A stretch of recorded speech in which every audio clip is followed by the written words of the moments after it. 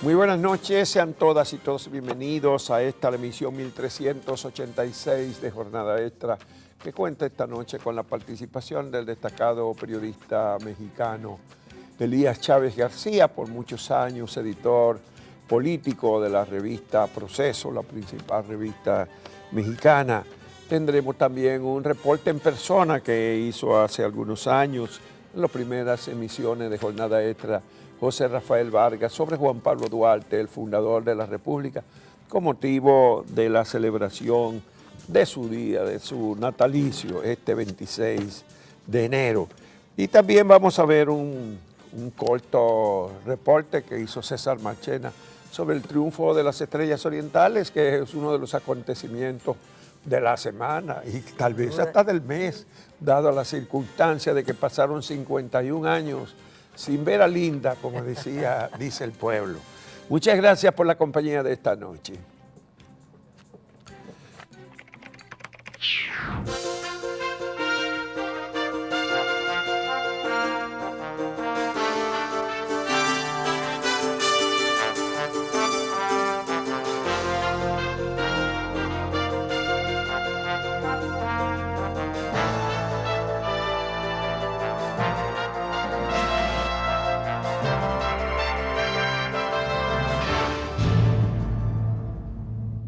Las Estrellas Orientales rompieron un maleficio de 51 años, haciendo un punta a punta en el torneo de béisbol que terminó esta semana. Ganaron la serie regular, el round robin, y claro está, una convincente serie final en la que sus lanzadores terminaron con una efectividad por debajo de 50. La verdad es que el maleficio de las estrellas, que duró más de una década, permitió que en ese transcurso tuviera la República Dominicana 13 procesos electorales, 6 presidentes, llegó el mundo de la televisión a color, de las computadoras y la internet, todo eso sin que las estrellas ganaran un torneo. Bueno, y yo comencé la carrera periodística justamente un mes antes de que las estrellas ganaran el 51. Hace 51 años, y también en 32 años aquí en Telantillas tampoco habíamos comentado un triunfo de las Estrellas Orientales. Hay de todo en esta semana, pero bueno, otras cosas importantes. Se inició el proceso ya judicial, formal, a cargo de un juez de la Suprema Corte, a los procesados por los sobornos de Odebrecht, pero comenzaron ya planteando cuestiones que tendrá que responder el Ministerio Público. Tanto Díaz Rúa como Ángel Rondón, dos de los principales imputados, empezaron por preguntar dónde están las pruebas de los sobornos y por qué el único que dijo que había admitido soborno o dinero de Odebrecht para campaña, que fue lo que dijo, no está procesado.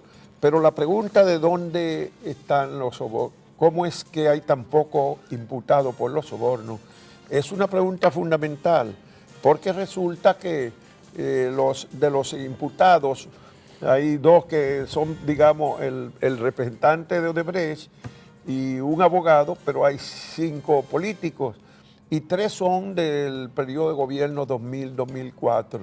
Y el resto, donde se conoció apenas el 5% de los contratos de Odebrecht, y el resto, los otros 2 nada más, son de todo el periodo donde hubo el 95% de las contrataciones. Pero lo que es más significativo, como las imputaciones son solo por soborno y la misma Procuraduría se fundamenta en las transferencias que hizo Odebrecht a las cuentas de Ángel Rondón a través de 3 compañías, pero resulta que esas transferencias se hicieron a partir del año 2007 y duraron hasta el 2014.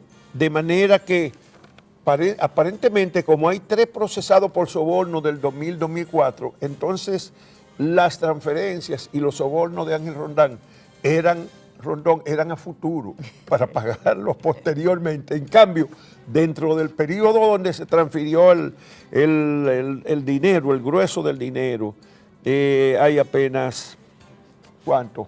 un legislador del PLD. imputado, un solo legislador. Y el exministro de Obras Públicas. Bueno, las transferencias se transfirieron de esta manera, de manera progresiva, 11.4 millones en el 2012, pasaron después a 15.8 millones en el 2013, 33.8 millones en el 2014 y en el 2015 hubo una sola transferencia que fue de 1.1 millón de dólares. Por fin, si es por soborno y el dinero vino en el periodo 2007-2015, ¿por qué que casi no hay ningún imputado de ese periodo? Bueno, Ángel Rondón dijo que no es posible que se le impute soborno si no están los sobornados. Sí, porque no está, él dice, ¿dónde que están entonces? Él dijo que no están los sobornados, pero el juicio, que nadie tiene mucha expectativa sobre ello, por lo menos va a permitir la desnudez, tanto de la torpeza del Ministerio Público como del expediente. Díaz Rúa dijo, ¿dónde está Temo, que reconoció que había recibido 10 millones de dólares? Si hay una imputación de soborno. Díaz Rúa también dijo, están asumiendo unos cheques, me están atribuyendo unos cheques que yo recibí para la campaña electoral del PLD, que están firmados por el ministro de Turismo Francisco Javier García, que ni siquiera he citado en ese expediente. Pero en el expediente se imputa por enriquecimiento, sospecha de enriquecimiento ilícito y pago sospechoso a 3, o sea, Jesús Vázquez, Tommy Galán y Bautista, el legislador, los 3 legisladores imputados. Y en total, el dinero que se le imputa apenas alcanza como a $1 millón de hoy. ¿Dónde están los otros 91 millones de dólares entonces? Bueno. Esas son las preguntas que ante un juez, y hay que esperar que Francisco Ortega va a actuar como juez, tendrá que presentar respuesta al Ministerio Público. Bueno, un corte del presidente de la República en un acto de inauguración en Monción hizo furor en las redes sociales. Esta semana el presidente de la República dijo que había olvidado las promesas que le había hecho a la gente de Monción y que cuando él llegaba a la capital tenía tantas cosas que hacer que las olvidaba. Bueno, pues vamos a ver ese corte, a ver cómo fue, si es que lo tenemos disponible.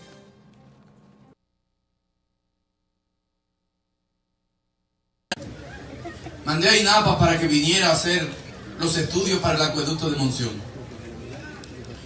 Y la verdad es que ha pasado el tiempo y cada vez que vengo a la zona, Joselito me habla del acueducto. Pero cuando regreso a Santo Domingo, en honor a la verdad, me olvido.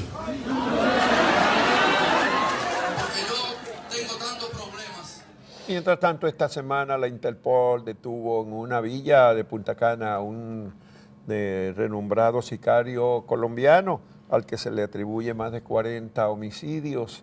La información se dio a conocer en Colombia, no aquí en la República La dio a Dominicana. conocer el alcalde de Medellín. De Medellín. El ciudadano Julián Alberto Jiménez Monsalves, conocido como Machete, decía ser venezolano, pero tenía documentos dominicanos.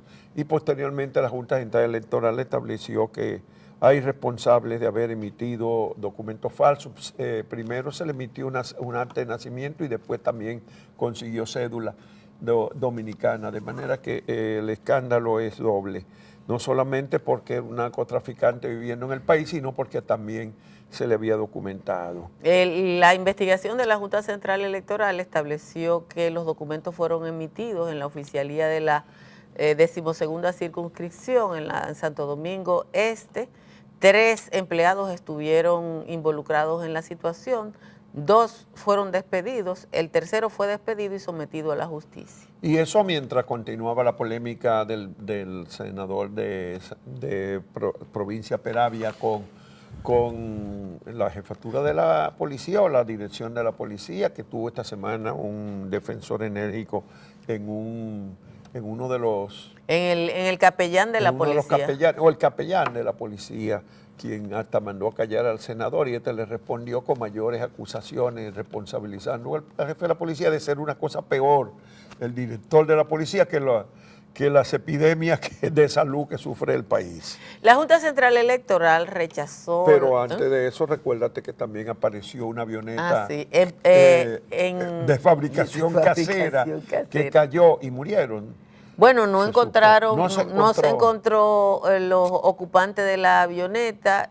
El informe que da la DNCD es que no hay referencia de marca ni modelo de la aeronave y que llegó al país sin que se mostraran trazas, como dicen los teóricos, en los radares de las torres de control. Un indicador más de que está muy activo el narcotráfico en el país en los últimos tiempos. La Junta rechazó, ahora sí, la solicitud de Opción Democrática y Alianza País de participar en coalición en el proceso de primarias para escoger los candidatos del proceso electoral del año que viene.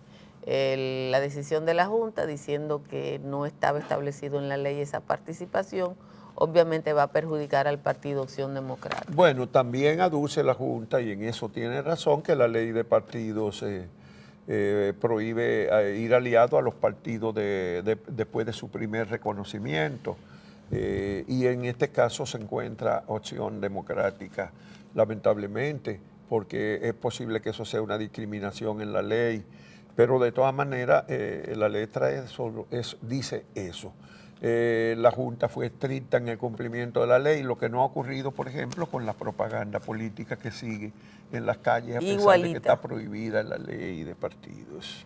Y la Armada de la República Dominicana informó que en los últimos 5 meses ha detenido 154 viajes ilegales a Puerto Rico. Algunos lo ha hecho de manera en solitario, otros ha sido en compañía de la Guardia Costera de los Estados Unidos y otras agencias.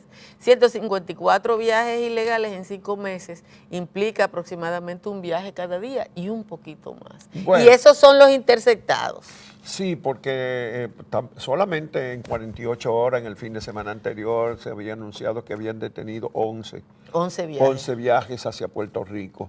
Pero lo que llama la atención es que los dominicanos siguen yéndose a Puerto Rico mientras los puertorriqueños abandonan el territorio insular para irse a territorio continental a consecuencia de las graves precariedades que sufre el hermano país después de ser asolado como lo fue por el huracán María, creo que fue en noviembre o septiembre. Sí, ya cumplió un año. Ya cumplió un año en septiembre del 2017. Y la crisis Venezuela entró en un nuevo momento luego que el pasado 23, en medio de grandes manifestaciones de la oposición, el presidente de la Asamblea se proclamó a sí mismo presidente encargado de un hecho inusitado y también de manera inusitada 16 países lo consideran el presidente encargado de Venezuela. Pero más inusitado es que entre eso está en la República Dominicana, que tuvo la responsabilidad de haber y pudo haber aprovechado el último intento de diálogo entre oposición y gobierno, que se frustró aquí precisamente al terminar enero del año pasado. Y lo cierto es que la República Dominicana lució muy parcializada con el gobierno de Maduro en esa oportunidad y pretendió que la oposición firmara pura y simplemente lo que el gobierno quería, llegando al extremo de ponerle 2 atriles en la Cancillería para que fueran a firmar cuando la oposición decía que no estaba de acuerdo, que no había ningún acuerdo y que ellos estaban exigiendo condiciones que no se le habían dado de garantía para participar en un proceso electoral, como por ejemplo que pudieran participar todos, incluyendo la Mesa Unidad Democrática, que además hubiera un Consejo Electoral independiente, que hubiera una fiscalización internacional, y nada de eso cumplía el gobierno. En cambio, en vez de cumplir con todo eso, el gobierno mientras estaba negociando aquí, unilateralmente decidió adelantar las elecciones, que en principio las fijó para abril, o sea, a 3 meses del momento, para dejar a la oposición sin candidatura en una situación de división y servirse con la cuchara grande. Las elecciones presidenciales estaban previstas para noviembre y diciembre de ese año. Finalmente no se hicieron en abril, sino en mayo, pero de cualquier manera fue un adelanto demasiado brutal que los opositores rechazaron y no participaron en las elecciones, lo que agravó la crisis política. Fíjense que las elecciones fueron en mayo y ahora que se viene a juramentar en enero del año siguiente, o sea, 7 meses después, se juramenta el presidente para un nuevo periodo y entonces se genera ese rechazo casi universal. En el caso de la Organización de Estados Americanos, la oposición no consiguió más que 16 votos, por tanto, no fue una aprobación que se pueda asumir del organismo. Bueno, pero por lo menos ha aumentado el número de los países que rechazan la legitimidad del gobierno de Nicolás Maduro. Y la Unión Europea también, el Banco Interamericano de Desarrollo y otras instituciones internacionales, 22 expresidentes firman también una declaración y el gobierno de Maduro aparece cada vez más aislado.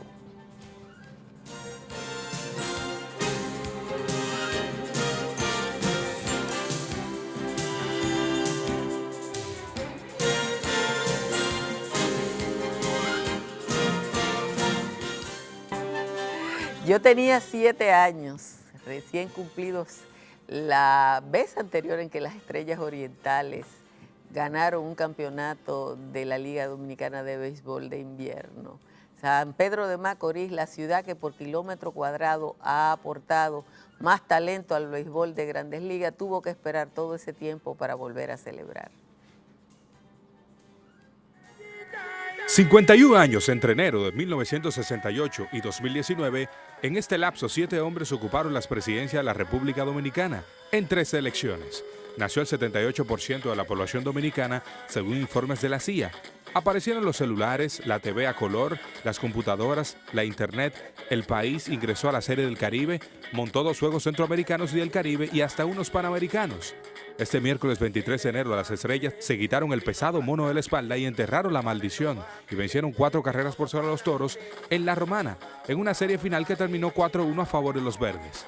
La novena, que nació en San Pedro de Macorís en 1910, la provincia tierra de peloteros, obtuvo su primer título en 1954, el segundo 67-68 y el tercero 5 décadas después. Es el quinto equipo que gana los últimos 5 torneos tras hacerlo los Gigantes en el 2015, el Escogido 2016, Licey 2017 y las Águilas 2018. Desde el 2011 a la fecha, las 6 franquicias levantaron la corona con los Toros en el 2011. José Sirí fue electo como jugador más valioso de la serie final 2018-2019. El jugador llegó a las Estrellas y batió 591 con 11 hits, 6 anotadas, 4 remolcadas, 3 dobles, un cuadrangular y 17 bases robadas y fue importante en ambos lados del terreno.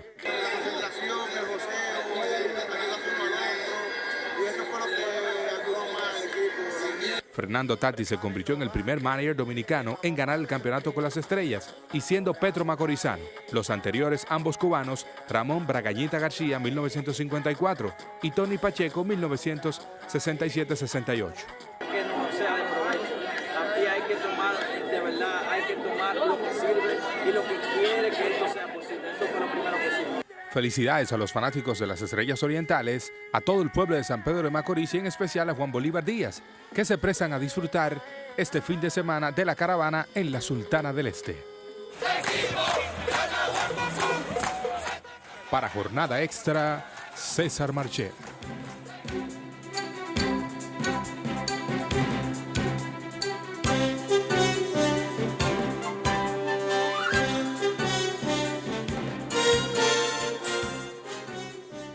Bueno, esta noche sí podemos decir con toda razón que es un privilegio contar con la compañía aquí de un colega mexicano, Elías Chávez García, también de la Escuela de Periodismo donde yo estudié y me llevo un par de años, más de medio siglo igual que yo, en el ejercicio de este oficio de agonía y también de satisfacciones.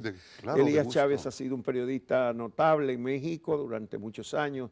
Trabajó en diarios tan importantes como El Universal y en Excelsior, cuando era el gran diario de América Latina, y posteriormente también en la revista Proceso, que es la principal revista mexicana, donde fue editor político de esa revista durante muchos años.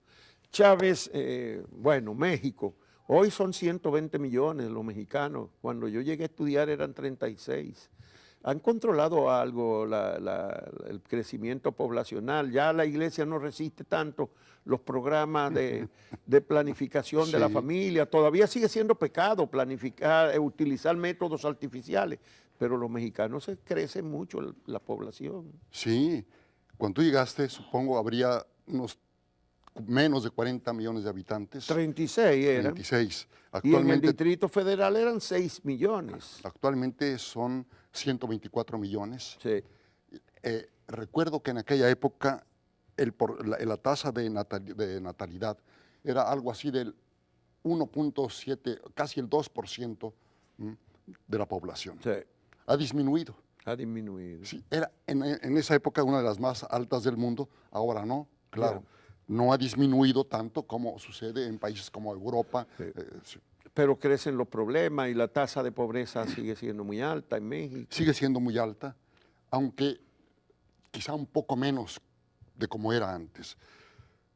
El hecho de que sea un poco menos no significa que no tengamos todavía graves problemas de pobreza, de miseria inclusive. Pero un país muy de tanto potencial como México, tan importante para América Latina, ¿qué ha pasado que no acaba como de responder a esa expectativa de gran líder de América Latina? Esa es la tragedia de que siendo un país con tantas posibilidades, pero como lo es prácticamente todos los países de América Latina, la patria mexicana en mi caso, la patria dominicana en el caso tuyo, que tienen grandes potenciales o potencialidad para crecer, para la prosperidad. Sin embargo, nuestra patria grande, América Latina, que también tiene esas posibilidades, sigue estando prácticamente en el subdesarrollo. En primer lugar, dicen que somos el continente de más extrema desigualdad del mundo. Sí, señor. Donde se reparte más inequitativamente los ingresos. Por desgracia, así sucede. Una muestra más de la injusticia en que... Y ustedes tienen unos cuantos millonarios en la nómina de para Forbes, empezar, de la revista Forbes. Todavía hace unos cuantos años, el hombre más rico del mundo era Carlos Slim. Mexicano, por supuesto. Sí. Ahora no está en el primer lugar, pero está compitiendo. Tercero, cuarto, segundo. Compite fuertemente. Así es, sí. Entonces, ¿cómo se da eso? Que un país donde está el hombre más rico del mundo o uno de los más ricos del mundo padece también. Pero hay otros más en esa lista de que también estaban en la lista de los grandes millonarios del mundo, varios más mexicanos. Muchos mexicanos están todavía ahí.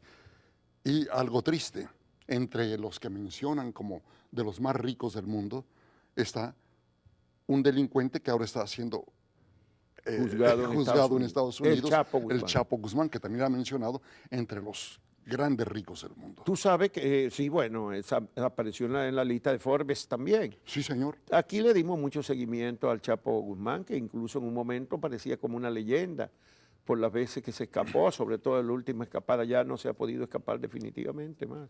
Ahora, por supuesto que el Chapo Guzmán es un criminal, algo de lo más nefasto que pudiéramos imaginar, pero lo que me preocupa en este momento es que los reflectores, todo ese juicio que está llevando contra el Chapo Guzmán es prácticamente un juicio contra México, contra funcionarios mexicanos o no funcionarios, es México en general el que está sentado en el banquillo de los acusados en este momento. Bueno, y los cómplices del Chapo y los gringos, los estadounidenses, que son los mayores consumidores de droga en el mundo, ¿dónde están los cómplices de él?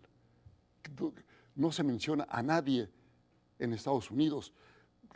O sea que él solo, él cultivaba hacía todo en Estados la Unidos. hoja de la coca, hacía el procesamiento, lo transportaba en Estados y también lo recibía en Estados Unidos y lo vendía y el dinero lo colocaba en banco, lo sacaba. Él solito. Él solo. No hay ningún estadounidense cómplice de él. No hay. Pero por favor, ¿qué hipocresía es esta? Sí, porque normalmente no hay americanos envueltos en... No. Latinos nada más. ¿Qué es lo único? Bueno, no lo único. ¿Qué aportaban o aportan todavía los Estados Unidos en este grave problema del narcotráfico? Las armas, entre otras cosas. ¿Sí? Las armas que usan los narcotraficantes de alto poder provienen de Estados Unidos, de alto y bajo poder en general. La mayor cantidad de armas que hay en México son producidas en Estados Unidos y de esos han estado siendo armados los narcotraficantes. El problema es que Estados Unidos tiene el mayor mercado, es el mayor mercado de consumidores de drogas del mundo. Sí, señor. De todo tipo de Por drogas. eso Y decimos... México está en la frontera. ¿De quién es la frase aquella de pobre México, tan lejos de Dios y tan cerca de los Estados Unidos? De Porfirio Díaz. De Porfirio Díaz, a finales del siglo XIX. Todavía a principio del siglo XX. A principio del XX Él fue fue esa derrocado en 1910, los primeros años del siglo XX. Sí, porque la revolución fue en el 1910, que fue contra el régimen tiránico de Porfirio Díaz. Sí, exactamente. Y es verdad que México ha pagado un alto costo de tener un vecino tan vicioso, ¿verdad?, con las drogas. Tan vicioso y el alto costo, bueno, ya no quiero yo irme más lejos, tan rapaz, simple y llanamente porque despojó a México de más de la mitad de su territorio. Bueno, ese Así. es pobre México, pero ciertamente. contemporáneamente las drogas crean demasiado violencia dentro de México, Sí. corrompen demasiado instituciones y personas, Es uno de los graves problemas. militares, policías, políticos. Todo. Militares, policía, funcionarios públicos, empresarios, la Sí. corrupción, por desgracia, me duele decir esto, hablar mal de mi país fuera de México, por desgracia la corrupción campea en México. Es uno de los graves problemas. Pero que ese tenemos. es un problema grave también para la República Dominicana y otros países del continente. No vaya a creer que ustedes tienen Lo sé. el monopolio. Ojalá lo tuvieran, porque entonces sería más fácil si todo el resto estuviera bien. Pero definitivamente es violencia, narcotráfico y corrupción.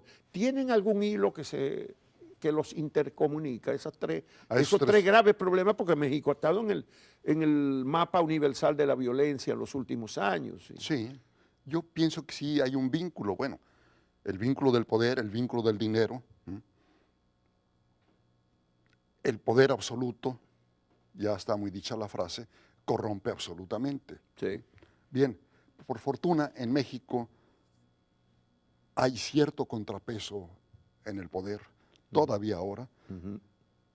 Es preocupante que el nuevo presidente, así como tiene deseos de combatir la corrupción, de combatir la impunidad, también está evitando los contrapesos. Eso es muy peligroso. El Congreso en este momento... Tiene el control total del Congreso. Fue una barrida electoral por completo. Suena feo decirlo, pero pienso que se dice que el Congreso está arrodillado en este momento ante López Obrador. Porque tiene total control. Entonces, pero hasta ahora no ha hecho en el Congreso nada todavía así que cause alarma, ¿verdad? No hay ningún proyecto. bueno, lo que está a punto de hacer, creo que ayer lo iba a hacer, o está por estos días de consumarlo, es la creación de la Guardia Nacional, que es militarizar a la policía. El Ejército, la Marina, la Policía Federal, todos militarizados con un mando militar. Buena parte de la Policía Militar va a conformar ahora la Guardia Nacional, buena parte de la Policía de la Marina va a conformar también eso. Y de la Policía del Estado Mayor Presidencial, que tenía... Que fue diluido. ¿Cuántos? 18,000 miembros. Algo así. Que tenía el presidente de la Guardia Presidencial. Pero todo eso, entonces él está creando un nuevo organismo, pero con los mismos militares y policías que tenía antes. Mira, no. López Obrador... Bueno, también va a meter jóvenes, he leído que va a meter presidente, de jóvenes. Hasta antes de que llegara López Obrador, tenía a su servicio al Estado Mayor Presidencial, que era un ejército paralelo, que obedecía, bueno, él es el jefe nato de las Fuerzas Armadas en México, pero ese era un ejército exclusivamente para su servicio. Y eso lo disolvió López Obrador el mismo día que empezó. Exactamente, pero también ahí hay que tener mucho cuidado. Sí. López Obrador tiene a su servicio, o lo cuida, una veintena de individuos civiles, y hay un círculo más amplio de militares vestidos de civil. Claro. Pero no pasa de, ya en un exceso, todos juntos, de 50 personas. Tal vez una exageración. Va a Está, bajar de está 18.500 a López Obrador 50. ahora. Está descuidando su seguridad. Sí, eso es un riesgo, fundamental que él cuide su seguridad. El país sufriría muchísimo en cualquier aspecto si algo le sucede a López Obrador. Sí. Yo pienso que es una irresponsabilidad estar actuando como lo está haciendo sin protegerse. Debe ser protegido López Obrador. Bueno, él se ha propuesto unas metas demasiado conflictivas por disminuir ese nivel de corrupción. En México, por ejemplo, ha tenido el problema ahora de los ductos y una explosión que ha causado casi un centenar de víctimas mortales por el robo, pero la cifra que he oído decir de cuánto perdía Pemex, Petróleo Mexicano, por robo de combustible al año, eran de 4.000 millones de dólares, o sea, era un robo tan grande, pero le explota un ducto cuando la gente anda robándose el combustible. Mira, tradicionalmente Petróleos Mexicanos, Pemex, fue la caja chica del gobierno mexicano, Sí. donde obtenían recursos para ellos disponer de ellos arbitrariamente. Después, a últimas fechas, ya no ha sido solo del gobierno mexicano. Todo mundo saquea a Pemex. Hasta esta forma, ¿sí? De ordeñar los ductos con el peligro que eso implica y que acabamos de ver los resultados. Casi 100 personas murieron en ese estallido de hace... 10 días. Menos de 10 días. Sí. Sí. Bueno, pero eso es porque también dicen que se lo robaban en los mismos camiones, sí. Que no era solo lo que, la clase baja, el pueblo, robaba, conectaban por ahí, robaban combustible, pero parece que había, con el pretexto de que era por ahí que se iba más en camiones, desde Pemex mismo, que ya era el robo de arriba. Aún así, ese era un robo burdo, a través de camiones. Sí. Otras muchas formas Sí. había de sacar De cisterna, Pemex. camiones cisternas, sí. Sí. No solo en camiones cisternas. Ah, no. Te digo, mira, buena parte o una parte importante del petróleo mexicano es enviado a una refinería Sí. o a varias refinerías de Estados Unidos Sí. para que ahí lo procesen y lo regresen como gasolina. Sí.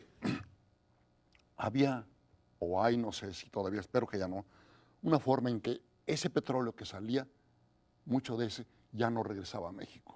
¿A quién beneficiaba eso? Bueno, A grandes traficantes, ya no era el que veía con un bidón. y que eran funcionarios de Pemex. Claro.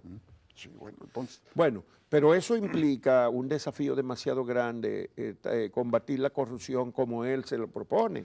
Por Que ha eso. dicho que va a reducir la malversación y eliminar todos los gastos. Por ejemplo, quitar la Guardia Presidencial, 18,000 miembros. Eso deja mucha gente inconforme. por eso mismo, ¿te imaginas cuántas personas están en este momento odiando a López Obrador Sí. con la intención de acabar con él a como dé lugar? Ahora que se sienten agredidos Sí. en sus intereses ilegales, mucha gente seguramente está interesada en acabar con López Obrador. Por eso no debe ser irresponsable y descuidar su descuidar seguridad. la protección, su autoprotección. Pero hay gente que ha querido culparlo de la explosión, Hay gente porque mezquina, ha adoptado hay medidas gente contra el mezquina robo. en ambos lados, de los que quieren culparlo del estallido y quienes culpan al pueblo, A los que también pobladores hay que roban responsabilidad en todas partes, por supuesto. El problema es que quieren partidizar el problema. Las banderías políticas están aflorando con este problema. No debe ser eso.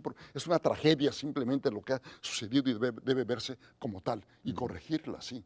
Castigar a los responsables. No debe haber impunidad ante este crimen. Bueno, pero eso nada más es un capítulo. Es verdad que es mucho lo de petróleo mexicano, pero el del narcotráfico es más fuerte. El desafío todavía, yo creo, ¿no?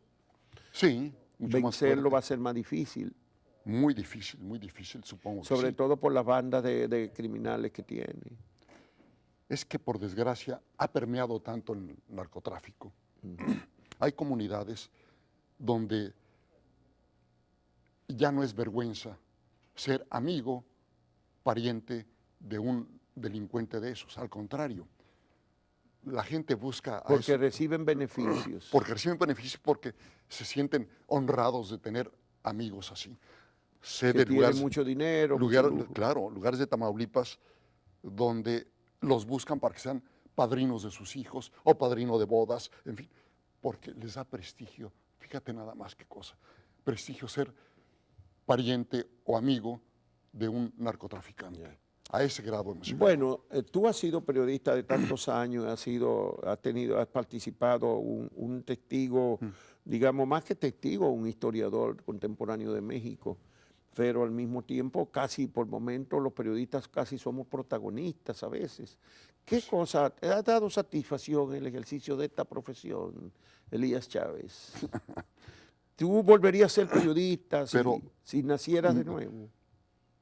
Claro que sí, volvería a hacerlo con todo el alma, evitaría los errores que he cometido, sí, si pudiera, pero volvería a ser reportero, que Viniste una vez aquí como pienso reportero. morirme siendo reportero. Sí. Me preguntas que cuál fue mi mayor satisfacción. Sí. Fíjate que un día que mi auto estaba en el taller, tuve que ir a la Cámara de Diputados a cubrir la sesión. Pues me fui en el metro, terminó la sesión, hice mi trabajo y regresé en el metro. Después de la Cámara de Diputados hay una estación que se llama La Merced, que fue antes el principal mercado de abasto de la ciudad. De la ciudad, sí. Ese mercado. Voy yo en el tren, en el metro, y ahí sube una señora con su canasta. Había hecho las compras del día del mercado, ¿sí? Sí. Sube, se sienta junto a mí y de su canasta saca la revista Proceso, abre y empieza a leer el reportaje que yo había escrito esa semana. Por supuesto no le dije a la señora, me está leyendo a mí, pero esa ha sido mi mayor satisfacción como periodista. Ver como una señora una del mujer mercado del pueblo, así, le leía lo que tú que escribías. se pone a leerme. Y la confrontación con el poder. ¿Tú has tenido algunas confrontaciones que te ha tocado de cerca? Sí. Porque esa es otra cosa. Tú eres un periodista independiente, demasiado independiente. Y los independientes chocan con los intereses del poder, económico y político. Sí. Mira, ha habido alegatas, manoteos sobre la mesa cuando algún político he hablado con él. Pero lo más grave, pienso, fue cuando, ya mencionaste el periódico Excelsior, déjame presumir, fue el periódico más importante en español y uno de los 4 o 5 más importantes del mundo. Sí, lo era. Sí, señor, lo era, lo fue. Cuando yo trabajaba ahí, este periódico se atrevió, contra la costumbre, se atrevió a criticar al presidente Luis Echeverría.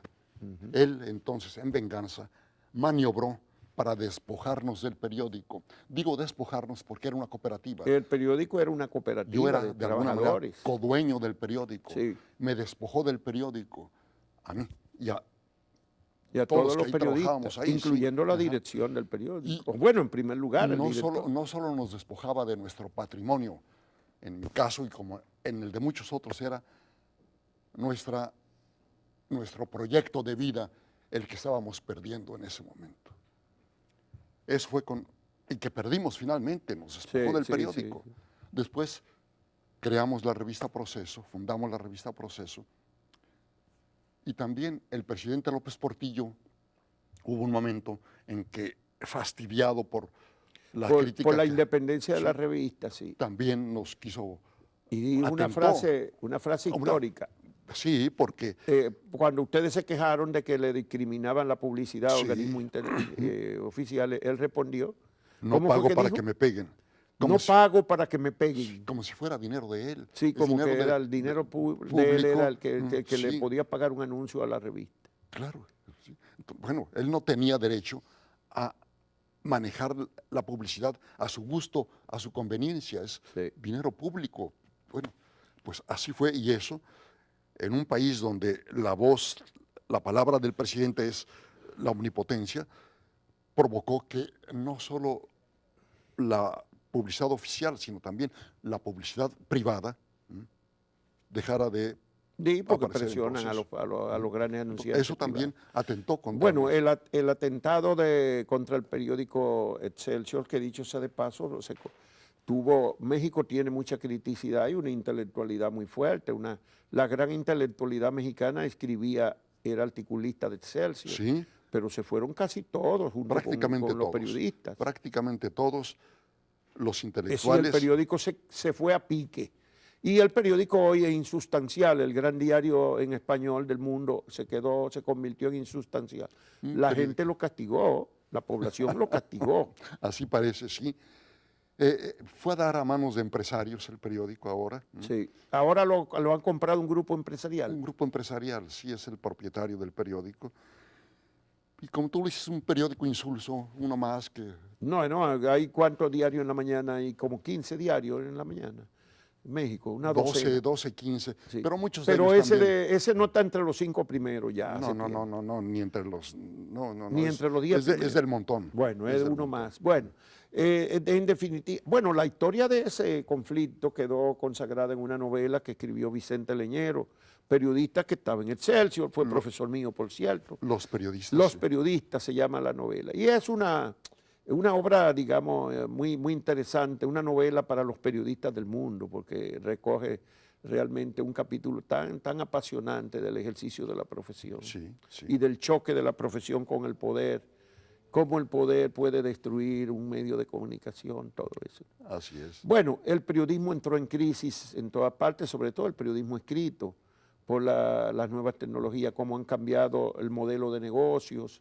Hay un gran desempleo entre los periodistas en el mundo. En México, ¿cómo se manifiesta? Pues terrible también.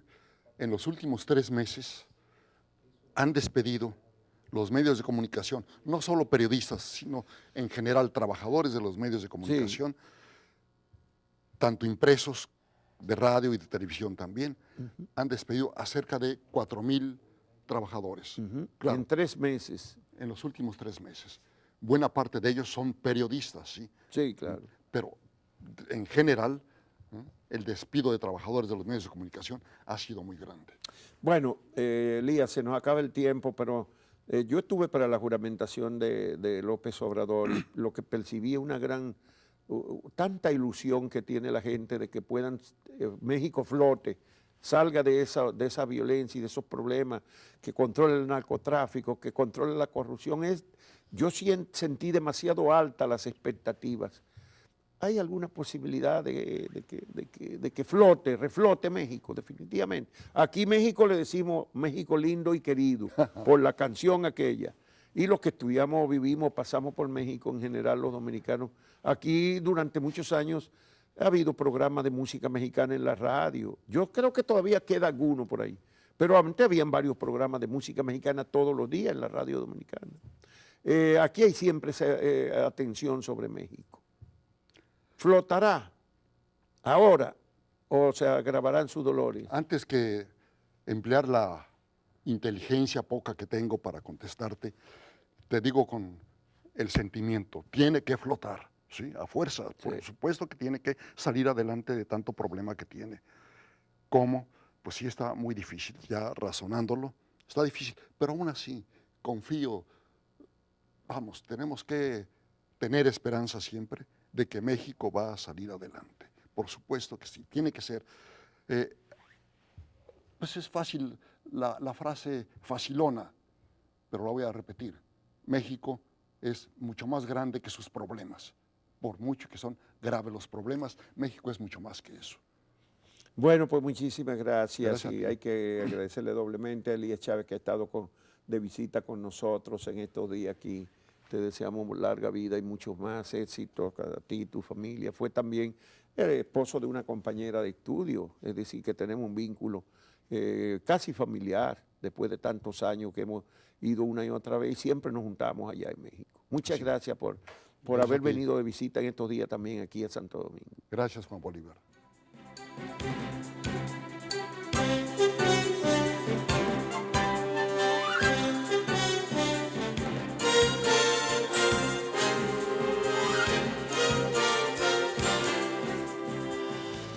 Hace ya un buen tiempo, en los inicios de Jornada Extra, el hoy senador José Rafael Vargas preparó una semblanza del fundador de la República, Juan Pablo Duarte.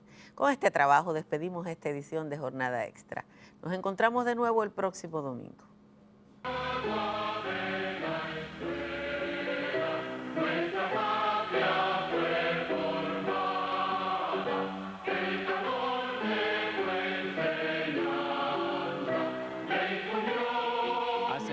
80 años nació Juan Pablo Duarte, el dominicano que dedicó todas sus energías para liberar al país y crear la República. El forjador y guía de la nacionalidad dominicana nació el 26 de enero de 1813 en esta casa, ubicada en la calle de los Plateros, hoy Isabela Católica, perteneciente a esta iglesia de Santa Bárbara, donde fue bautizado el patricio el 4 de febrero del mismo año. Su padre, el español Juan José Duarte, desarrolló en esta casa un pequeño comercio que más luego ayudaría a los fines patrióticos de Duarte. Su madre, Manuela Díez Jiménez, nació en la villa del Ceibo, pero de familias españolas. Sus primeros estudios los realizó en el país. Continuaría luego en España, cuando apenas contaba los 15 años. Pero antes se detuvo en Nueva York y aprendió inglés. Luego pasó a Londres y de allí a París. Para esta época, el continente se hallaba en ebullición debido a las diversas corrientes políticas que reinaban entonces. El nacionalismo, el romanticismo, el liberalismo y el socialismo utópico sacudían el continente. En Barcelona estudió Derecho. Desde entonces comenzó a perfilarse su ideario político, en el cual fraternizan el liberalismo y el nacionalismo, levantándose sobre un fondo romántico teñido de religiosidad. De regreso al país, emprendió la lucha para liberarnos del dominio haitiano, buscó seguidores y fundó en esta casa la sociedad secreta La Trinitaria, que sería su estructura celular. Simultáneamente en Haití, la oposición al gobierno de Guayer fue cobrando fuerza, impulsada por hombres de ideas liberales. Duarte aprovechó para que Matías Ramón Mella se trasladara a formalizar contacto con sus vecinos. Este obtuvo éxito en su propósito y Guayer fue derrocado. Los meses que siguieron fueron muy agitados para Duarte.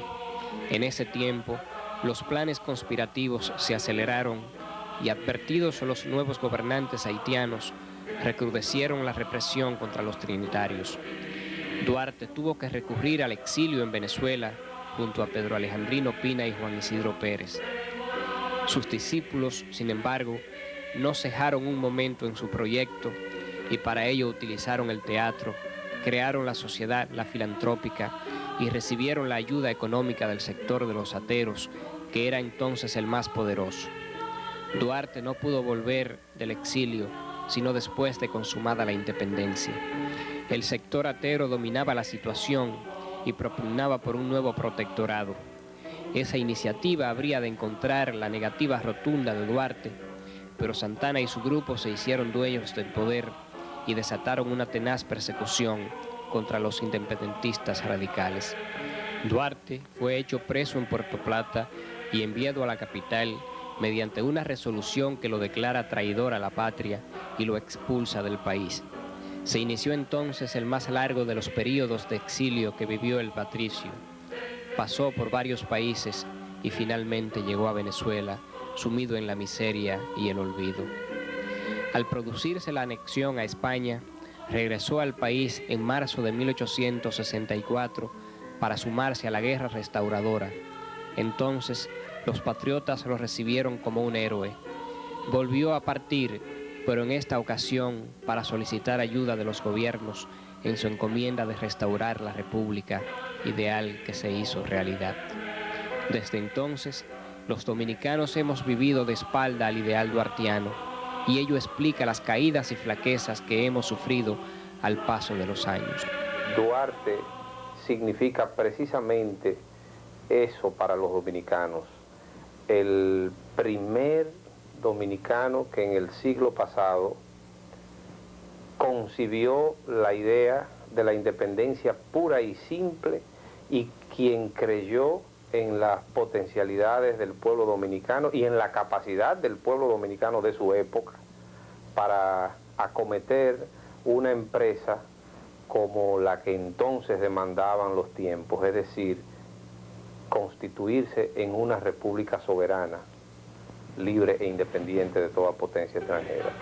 Para la mayoría de los historiadores, en la escala de valores, Duarte representa la más elevada figura de la proceridad. Duarte es el prócer dominicano más excelso de nuestra patria. Porque el legado que él le deja a los dominicanos es el de mayor valor y el más extenso que ningún otro padre de la patria le haya legado. Entre los historiadores que han estudiado la obra de Duarte, hay claramente definidas dos posiciones. Unos lo conciben como el idealista meramente soñador, el que concibió la idea, pero que supuestamente no la llevó a feliz término, y los que por el contrario estiman que en el padre de la patria se sintetizan la condición del hombre de la idea y de la acción. Fue también un hombre de praxis, un hombre que puso en práctica los principios que asimiló y que transmitió a sus compañeros de lucha. Y hay múltiples pruebas, evidencias de que Juan Pablo Duarte no fue un simple soñador, sino que el éxito de su empresa se debe a que fue capaz de combinar los principios ideológicos que sustentó con la práctica revolucionaria, y por eso su proyecto en gran parte se hizo realidad a partir de 1844. En Duarte se juntan las dos cosas, porque cuando Duarte actúa como conspirador, está actuando, está manifestándose como hombre de acción, y cuando se siente a escribir un proyecto de constitución, está actuando como pensador, está actuando como idealista. Y cuando concibe el proyecto de la Trinitaria, es en función de idealista, de pensador, y al mismo tiempo de hombre de acción, porque la Trinitaria es una sociedad conspirativa. La empresa de Duarte tuvo múltiples escollos similares a los que impiden que los dominicanos estructuremos hoy una nación con sólidas bases institucionales. Duarte como político fue exitoso, y de que el Partido Trinitario que él fundó y lideró también se puede considerar, pese a su breve existencia, como una agrupación política exitosa, puesto que su meta principal desde que se fundó fue separar las comunidades dominicanas y haitianas y darle a los dominicanos una república democrática y libre e independiente. Eso se logró merced a una combinación de las fuerzas políticas que entonces existían en el país. Que luego de creada la república, los trinitarios no quisieran, bajo el liderazgo de Duarte, incorporarse a las pugnas políticas, ya bajo el fragor de las luchas caudillistas, bueno, ya esa es otra historia, pero lograron crear su propósito, y además que frente al peligro europeo que entonces prevalecía en el área del Caribe y en América Latina, pues Duarte, su postulado fundamental de crear una república independiente de toda potencia extranjera, también logró cristalizarse. Y quizás ello explique por qué su figura señera solo se recuerde en ocasión de su natalicio o el 27 de febrero, en la fecha de proclamación de la República. Yo diría que las generaciones dominicanas, las jóvenes generaciones, han sabido valorar a Duarte, pero en los últimos 3 decenios ha habido un deterioro muy vertiginoso de la percepción de los valores patrios en la sociedad dominicana. Y cada día parecería como si la imagen de Duarte, de Sánchez, de Mella, de los próceres que crearon la República y que luego con su lucha sostuvieron la República incólume frente a los embates de otras potencias, pues parece que la imagen de esos próceres se dispersa, se va perdiendo en la subconsciencia colectiva. Débese ello, a mi entender, a una deficiencia de nuestro sistema educativo, al hecho de que no se hace énfasis en la enseñanza de la historia y de la cultura dominicana en la formación de nuestros estudiantes, y sobre todo a las injerencias de culturas foráneas. Asimismo, a una ausencia total de una política oficial y del sector privado tendiente a robustecer los valores autóctonos del dominicano. Pero ¿por qué la juventud no lo tiene como un símbolo a venerar? porque Duarte no encarna los valores machistas que el pueblo dominicano frecuentemente admira, porque no fue un militar de exitosas batallas, no fue un conquistador amoroso, ni fue un sujeto de una vida aventurera, que es lo que son las cosas que principalmente el pueblo nuestro está acostumbrado a admirar en su servo. Pero él ha dejado un legado y su ejemplo le fija a la juventud una meta muy elevada y trascendente. Su pensamiento y el carácter nacionalista de su obra debería estar presente cada día en la escuela, en la mesa de estudio, en los escenarios cívicos nacionales. Ojalá llegue el día en que todas las escuelas aquí, la obra de Duarte, la vida de ese gran hombre se estudie desde un principio hasta el fin, como si fuera una clase de historia común y corriente, pero que todos los dominicanos, desde la primaria, en la secundaria y hasta en la universidad, tengan la oportunidad de valorar el pensamiento político de Duarte y el carácter nacionalista de su obra, y al mismo tiempo el desinterés y la entrega con que se lanzó a la lucha política para darle a los dominicanos una patria independiente. El mejor homenaje a su memoria es abrazar con fe su gran ideal. Trabajemos por y para la patria, que es trabajar para nuestros hijos y para nosotros mismos. O su constante prédica patriótica: vivir sin patria es lo mismo que vivir sin honor.